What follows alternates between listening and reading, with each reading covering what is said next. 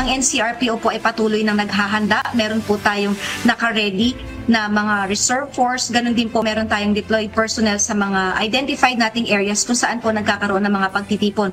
Ayaw nang maulit ng National Capital Region Police o NCRPO ang nangyaring gulo noong September 21 rally sa Maynila.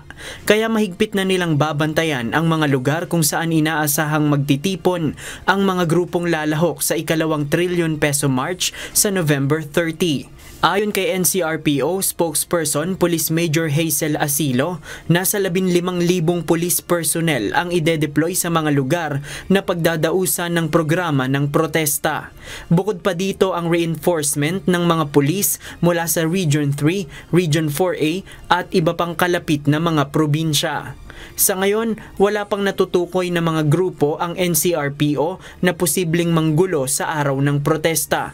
Ngunit patuloy nilang minomonitor ang mga nanggulo noong September 21.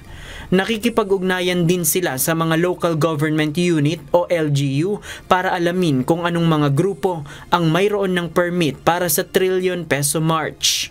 Patuloy pa rin po yung ating pagmomonitor at pag-check kung yung mga grupo po na nagsimula or nag-instigate nung nakaraang September 21 rally is magkakaroon pa rin po sila ng parte or role dito sa ating magiging rally sa November 30.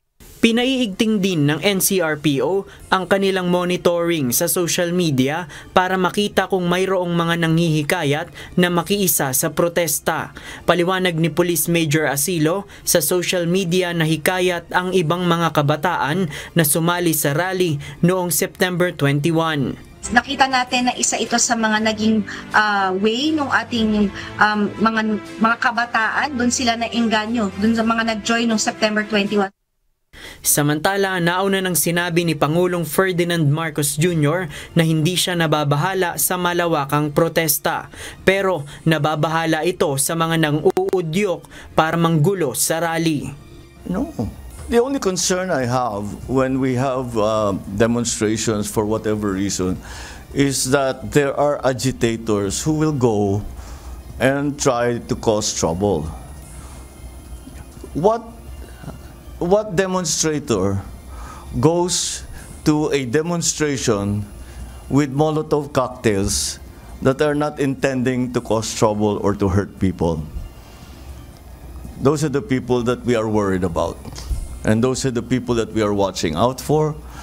We have a good idea who they are. Inaasahan ng Kilusang Bayan kontra Kurakot o KBKK na nasa higit 100,000 ang makikiisa sa trillion peso march sa November 30. JP Nunez, UNTV, News and Rescue. Diyos ang aming sandigan, serbisyo publiko ang aming pinahahalagahan.